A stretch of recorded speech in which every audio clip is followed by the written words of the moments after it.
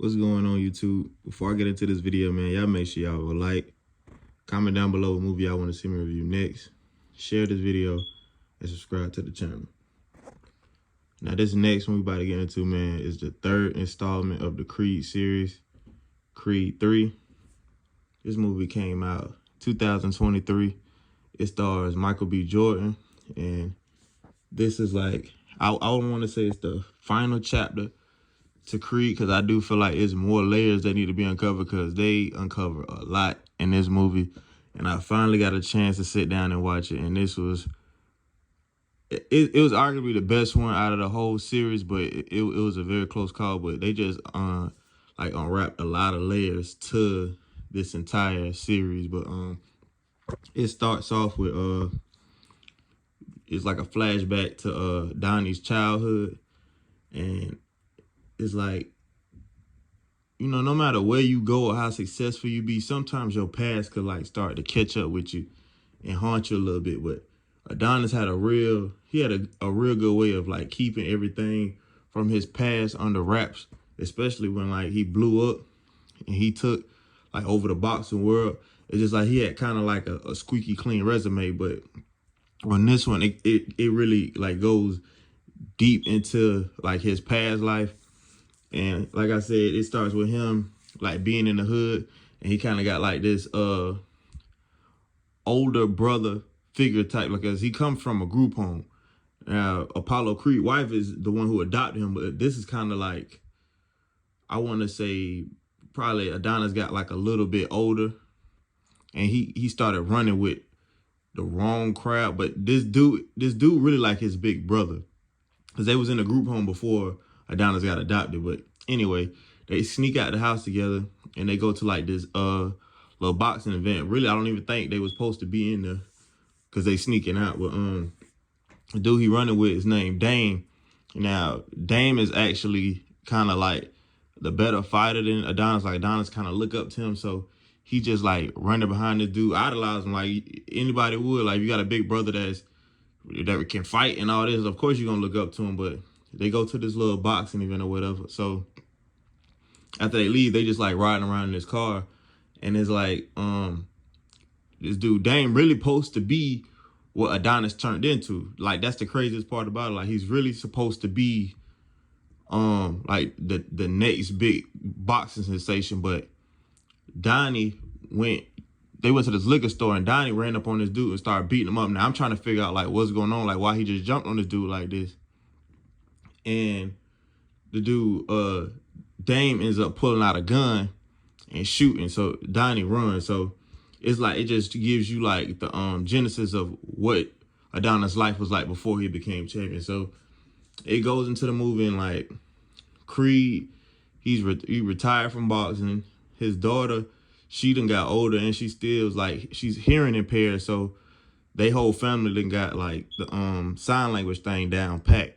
And like, his daughter want to be a boxer just like him. So I don't know what they plan on doing with that, but I do think that's gonna be like a whole nother series in itself, where like she gets bigger and she want to be like a boxer type, like Layla Ali type stuff. But I don't know if they're really gonna do that, but that would be like a great idea with that, because she really wants to be a boxer. And his daughter actually ended up jumping on somebody in this movie, and Adonis was mad about that jump, and he's talking in sign language, man. So, and it's crazy how like everybody in their family like do sign language just because this little girl cannot hear.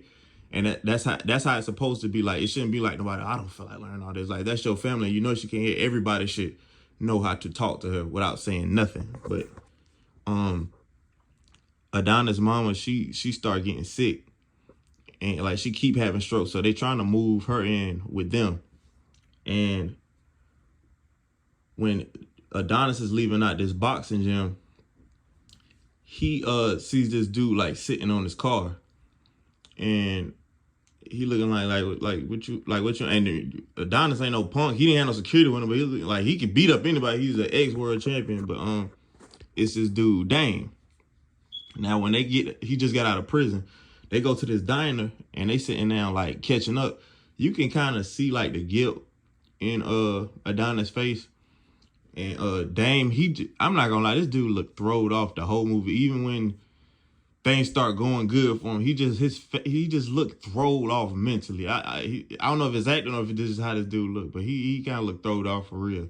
But Adonis trying to give him a hand out. He was like, I didn't come to you for the hand up. Like, I want to be the world champion. He just basically breaking it down to him like, brother, it don't work like that. You have to go up through the rankings, and you've been in prison. I'm retired. You older than me. Like, how you think you finna pull this off? So he done really finessed his way into the rankings, and he know he was gonna have pull because Adonis pulling for him. So this dude kind of like infiltrated Adonis' circle and his family. Like, he done came to this dude's house. Even though I'm not gonna say Adonis owed him anything, but it's like the guilt started to eat him away because he was the reason that this man was locked up. You done jumped on this guy in front of his liquor store, and this man shot at this dude for you. And you didn't say nothing to him. You didn't call. You didn't check on him. I would have felt betrayed, because if I'm locked up in prison for somebody and they don't even check on me, and then I'm writing them, and he was like, you didn't get the letters I sent you. But this Adonis really didn't know. He was like, you sent me letters. So his mama was the one hiding all of these letters from Adonis because she felt like he was a bad influence on him. So he's mad at her because he said, nah, it looked like I really was avoiding him when I wasn't. I feel like Adonis could have reached out more, but it's the fact that you was hiding his letters that make it even worse. So the dude, Dame, he's really like upset about that. Like, I'm reaching out to you when I'm in prison. You still not saying nothing back to me. So eventually, they're at this like party where Adonis' girl is like, people performing for her, and the champ and the #1 contender there. So if you watch the movie, you'll know what I'm talking about. It's like the dude gets stabbed, but Dame is locked up with the person that stabbed the #1 contender, if you get what I'm saying. So when Adonis looks at this picture, he's not knowing that these guys know each other. So right then and there, he's figuring it out like, wait a minute. Like, is this like a setup or something? So Dame ends up winning the championship, and like now he's the world champion. So when Adonis goes to confront him about it, he's like, hey, like what's up with this? You knew who stabbed the dude so you could get the spot? And he looking like, yeah, I knew. Like, you did me wrong. Like, you betrayed me. So you think I got any loyalty towards you? So like, they going back and forth at this little party. And like, you done gave this dude, he done got out of prison. You done gave him everything he wanted. He's at the top. What are you gonna do? It's like you created a monster. Now you have to deal with it. Like, that's like the perfect situation this is. He got out of prison. He had nothing. He infiltrated your circle. Like, he did what his plan was to perfection. He got out of prison. He begged to get in there. He infiltrated your circle. He studied everything around you. He set up a plan. He executed it, and he knocked out the champ and put him in the hospital. And now he's on top. What are you gonna do with this monster you created? So then on top of that, Adonis' mama dies. So it's just like his world's just been shook all around, because everybody know, like, the lady on here that was his mama, like, that was his rock. So when she dies, his girl convinces him to come out of retirement to take the belt from Dame. Now, I ain't gonna lie, bro kind of swollen. I don't even see how they in the same weight class, because he do look way bigger than Adonis do. But he starts training, and he tells him, like, on live TV, like, I want a shot at your belt. So they both going through their training.